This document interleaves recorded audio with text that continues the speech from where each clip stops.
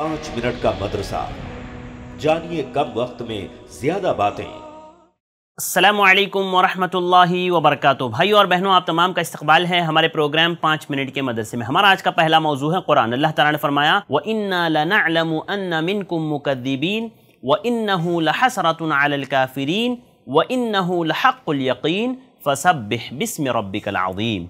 ये सूरतुल हक्का की बिल्कुल आखिरी आयतें हैं और यहाँ पर सूरतुल हक्का मुकम्मल होता है। अल्लाह रब्बुल आलमीन ने इन 4 आयतों में इस बात का जिक्र किया कि अल्लाह ताला इस बात को जानता है। अल्लाह ताला ने पहले कुरान के बारे में जिक्र किया ना अभी पिछली कुछ आयतों में, उसके बाद अब अल्लाह रब्बुल आलमीन उसी को जोड़ते हुए कह रहा है व इन्ना लनअलमु अन्न मिनकुम मुकद्दिबीन, और हमें पूरी तरह मालूम है कि तुम में से बाज़ लोग इसके झुटलाने वाले हैं। यानी दुनिया में आपने बहुत सारे ऐसे लोगों को देखा है ना जो कुरान को झुटलाते हैं, जो कुरान का इनकार करते हैं, कहते हैं कुरान अल्लाह की जानिब से नाजिल शुदा नहीं है, कहते हैं कुरान की बातें जो है इंसानियत के ख़िलाफ़ है, कुरान जो है लड़ाई झगड़े जिहाद और इस तरह की चीज़ों की तालीम देता है, कुरान सिर्फ़ और सिर्फ फ़साद को बढ़ावा देता है, नाउज़ु बिल्लाह। ये सारी बातें वो लोग करते हैं ना। अल्लाह रब्बुल आलमीन ने फरमाया व इन्नहु लहसरतुन अलल काफिरीन, कि बेशक ये झुटलाना उनका काफिरों पर हसरत है।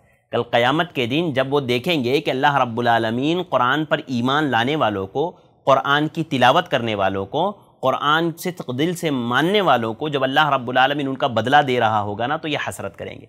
ये काफिर लोग अफसोस करेंगे कि काश हमने कुरान को झुटलाया ना होता, काश हमने ये ना कहा होता कि कुरान की इतनी इतनी आयतें निकाल दो, काश हमने कुरान मजीद की तकदीब ना की होती, इसको झुटलाया ना होता। वो अपने इस अमल पर, अपने इस फ़ेल पर वो शर्मिंदा होंगे, वो नादिम होंगे, वो हसरत कर रहे होंगे। लेकिन याद रखिए कि क्या उनका ये हसरत करना उस दिन काम आएगा? बिल्कुल काम नहीं आएगा, कोई फ़ायदा नहीं होगा उनके हसरत करने का। आप दुनिया में देख करके ऐसे लोगों के पीछे ना भागें।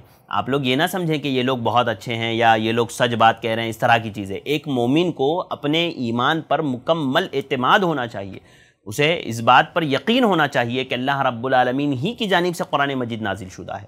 हाँ, ये कल क़यामत के दिन काफिर लोग जब मोमिनों को देखेंगे ना, तो ये हसरत करेंगे, अपने इस पर अफसोस करेंगे, अपने इस फेल पर जो दुनिया में वो कर रहे हैं। तो अल्लाह रब्बुल आलमीन ने उसी को जिक्र करते हुए फरमाया व इन्नहु लहसरतुन अलल काफिरीन।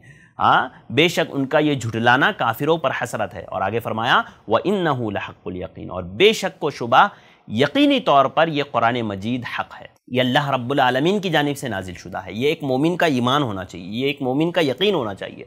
बहुत सारे लोग आपको कुरान मजीद में कॉन्ट्रडिक्शन दिखाते हैं ना, भाई ये कुरान की ये आयत फ़लाँ आयत से टकरा रही है, फ़लाँ आयत फ़लाँ आयत से टकरा रही है। याद रखिए वो कलाम जो अल्लाह रब्बुल आलमीन का है वो कैसे एक दूसरे से टकरा सकती है। तो एक मोमिन का ये यकीन होता है, ये ईमान होता है कि कुरान जब अल्लाह रब्बुल आलमीन की जानिब से नाजिल शुदा है तो इसमें कोई टकराव नहीं है।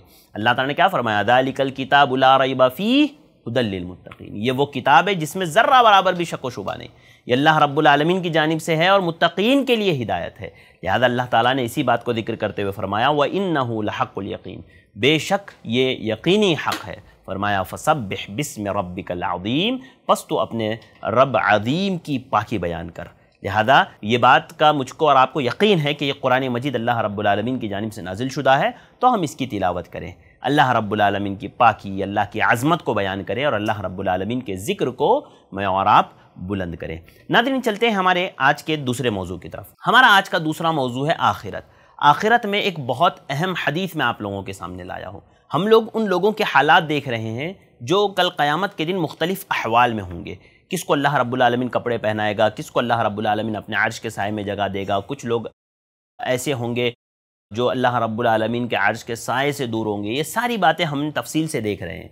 आज इंशाअल्लाह मैं कुछ ऐसे लोगों का जिक्र करूँगा जो कारून, हामान, फ़िरऔन के साथ होंगे। पता है वो लोग कौन होंगे? वो लोग होंगे जो नमाज के छोड़ने वाले हैं, यानी वो लोग जो नमाज़ों को छोड़ते हैं। प्यारे नबी सल्लल्लाहु अलैहि वसल्लम ने फरमाया कि वो लोग, उन लोगों का हश्र कल क़यामत के दिन अल्लाह रब्बुल आलमीन कारून, फ़िरऔन, हामान और उबई बिन खल्फ़ के साथ करेगा।